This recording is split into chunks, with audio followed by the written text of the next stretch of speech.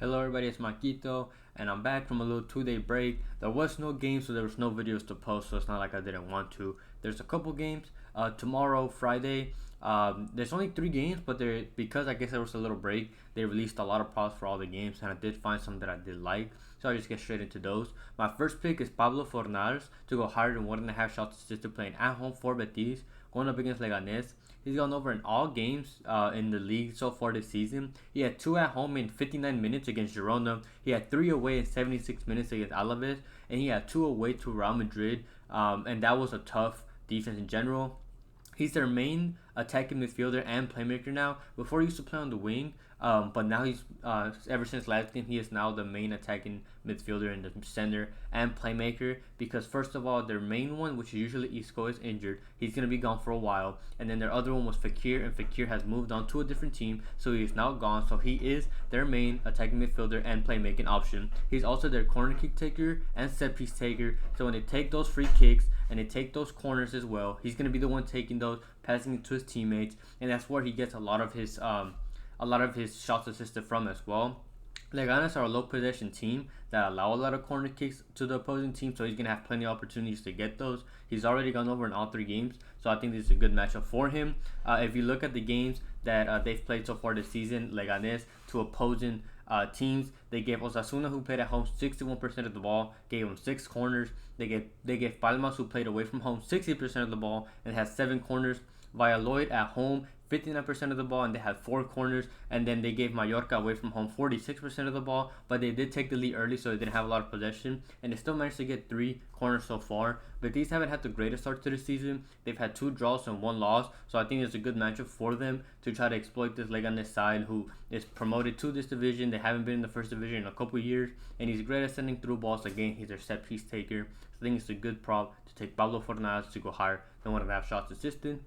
My next play is Maximilian Beier to go higher than 3 shots, playing at home for Dortmund, going up against Heidenheim. If you guys have followed the channel pretty much since the beginning, you guys know that I always like to take him when he plays for Hoffenheim, and now he's playing at Dortmund. He's only had 1 start in the league so far for Dortmund, and Dortmund in general played bad that game away from home to Werder Bremen, where they played 0-0. But now I feel like they have a much better matchup. He averaged 3.04 per 90 when he played for Hoffenheim, and now he plays in a better team where I feel like he's going to get better service and better passes, and he's going to have more opportunities than what he did last year. And he's only had 1 game where they played Dortmund as a team played bad, so I think they're going to do much better this game in a better matchup. He can get passes from Brandt at attacking midfield, Sabitzer from the midfield, even Anton, the center back that Dortmund picked up from Stuttgart. He's good at sending long balls and through balls, and Maximilian Beier is a counter-attack threat, so he can get passes from the wings, he can get passes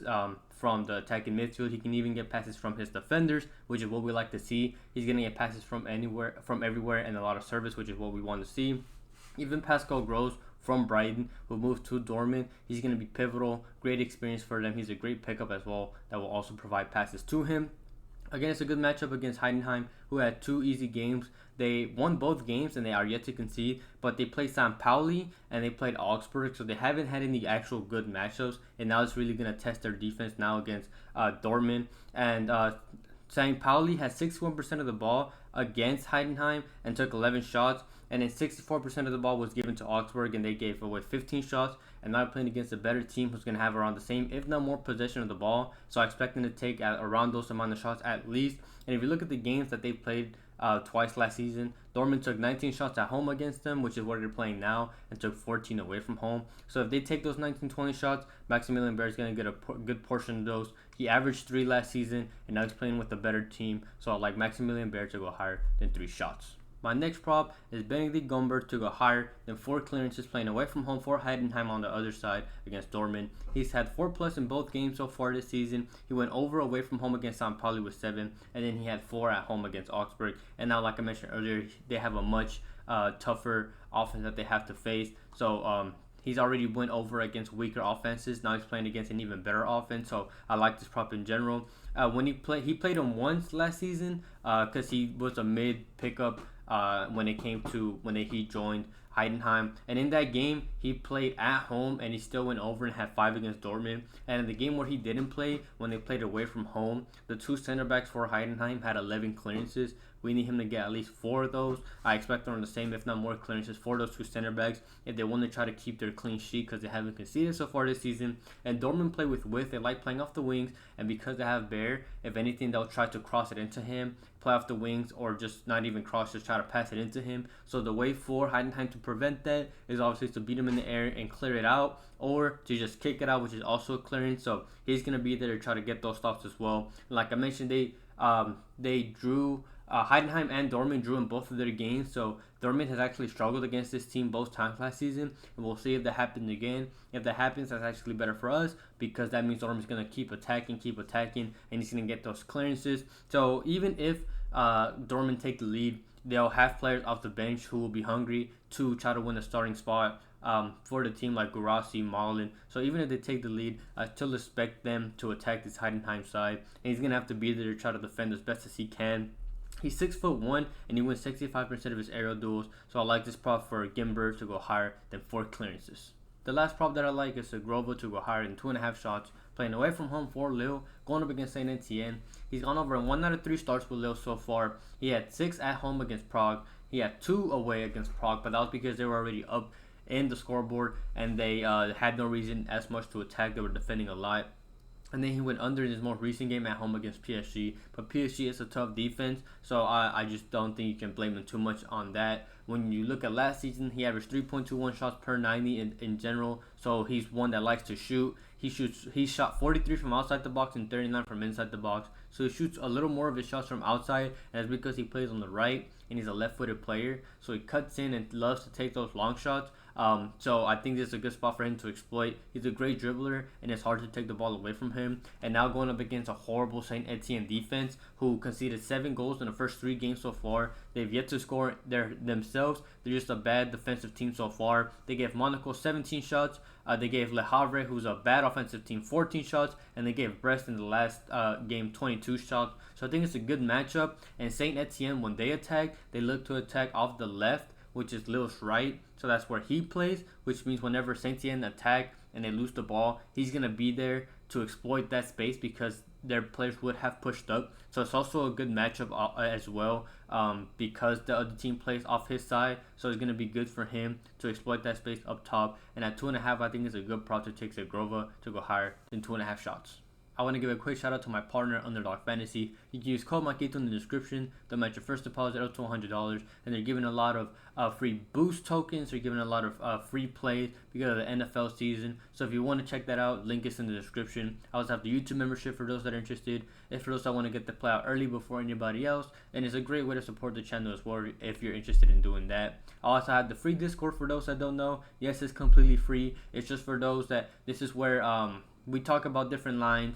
People put their own plays. People put their own slips that they like as well. People talk during the games, and it's just a great community I'm trying to build over there. Link for that as well in the description. And I have my PrizePicks. I have my Fliff, and I have my Cashapp link in the description if you want to use any of those. And I really appreciate anybody who supports me in any way. My first moneyline play is the Real Betis corners 3-way against Leganés. While they have only gone over in 1 out of 3 games, one was a tie against Girona, who has a decent attack. They went under against Real Madrid, which it is Real Madrid, so you can't blame him for that. Those were the 2 where he went under. Leganés are a low possession team, like I mentioned before, which means more chances for Betis and less chances for Leganés to get those corners as well. And it's not that Leganés is a good attack or anything, which means they might not even get that many corners in general, and I expect Betis to get more than them. Leganés have gone under in 3 out of the 4 games so far this season. The only one where they didn't have less than opposition, it was where they tied in corners against Valladolid, who's not a good attacking team.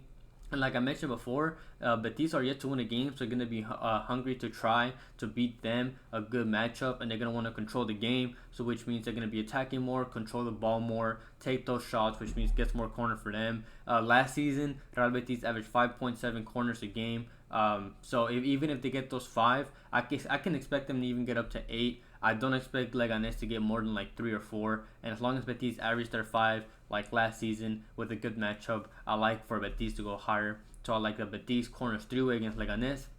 And the second prop that I like is another corners one, but it's for the Lille corners three-way and Saint Etienne against Saint Etienne. The first one, if you didn't see, is in Spain La Liga, and the second one is in France Ligue 1. Lille have gone over in the last 5 out of 5 games so far. They went over against Reims, they went over against Prague twice, they went up over against Angers, and in the last game against PSG, they actually went over against them. So they've gone over against good matchups and even tough matchups they've gone over, and it's because, like I mentioned earlier, with the clearance prop, Lille play off the wings, which means they cross it in. They play 3 attackers, a striker, 2 wingers, and then they also play overlapping fullbacks. So they like to play a lot off the wings and cross it in and try to find space in the middle, which means that Saint Etienne is going to have to clear the ball, and that's how Lille can get a lot of corners as well. And then Etienne also allow a lot of shots on target. In the last couple of games that they've played, they've allowed 6, 5, and 9 shots on target. So for the keeper to save these, he would have to save them and either give it to their opponents as he saves them if he doesn't catch them. But what most keepers do is they palm it out, which means it goes out, which means corners for Lille. And because Saint Etienne is a weak defensive team, they're going to spend a lot of time clearing the ball, trying to get the ball out, which means more corners for Lille. Lille will have more of the ball, which also means as well more chances for them, less chances for Saint Etienne to even get corners for their ends. And Lille in general, just in my opinion, have a good team. They have a good range of usefulness, players hitting their prime and experience as well. They have Jonathan David, they have Zhegrova, they have Gomez, and they have experienced players like Munir, Andre, and Mandy there. So I think Lille's a good experienced all-around team, and I think they're gonna take advantage of this matchup against the weak Saint Etienne side. You could take a look at their money line, but I'm just afraid of draw potential. I just want to, just in case I see the lineups, but I think safer, you can always take the Lille corners three-way against Saint Etienne. Thank you everybody for watching. If you could like the video, comment as well. It helps boost the video out to more people. It helps boost the algorithm out to get the video out to more people. And if you were not subscribed, please subscribe and turn on notifications so you're notified when all these videos are out. And as always, if I do have any added plays, I will add them on the pinned comment in the same video as well.